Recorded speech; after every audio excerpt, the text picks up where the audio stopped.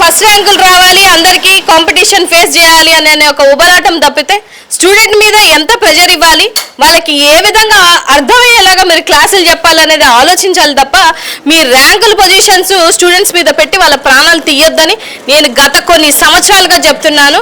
ప్రత్యేకించి ఈ కూటమి ప్రభుత్వం వాళ్ళ మీద యాక్షన్ తీసుకుంటుందో లేకపోతే వాళ్ళకి సపోర్ట్ చేస్తుందో కూడా త్వరలో చూడాలి. అబ్బాయి విషయంలో వైఎస్ఆర్సీపీ పార్టీ తరపు నుంచి మీరు విద్యార్థుల వైపు పోరాటం చేస్తారా మేడం?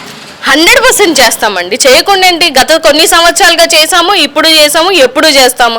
స్టూడెంట్ పక్షాన కూడా ఇవాళ ఫీ రీఎంబర్స్మెంట్ అనేది ఇవ్వకుండా ఎంతో మంది ఆత్మహత్యలకి కారణమవుతున్నటువంటి కూటమి ప్రభుత్వానికి డెఫినెట్గా స్టూడెంట్ తరపు నుంచి వాయిస్ ఆఫ్ వాయిస్లెస్ గా వైఎస్ఆర్సీపీ పార్టీ అండగా ఉంటుంది.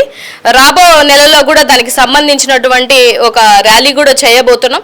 డెఫినెట్ గా స్టూడెంట్స్ వింగ్ సంబంధించిన వాళ్ళందరి తరపున వైఎస్ఆర్సీపీ పార్టీ సపోర్ట్ గా ఉంటుంది, ప్రశ్నిస్తుంది అనేది మాత్రం చెప్పగలుగుతాం.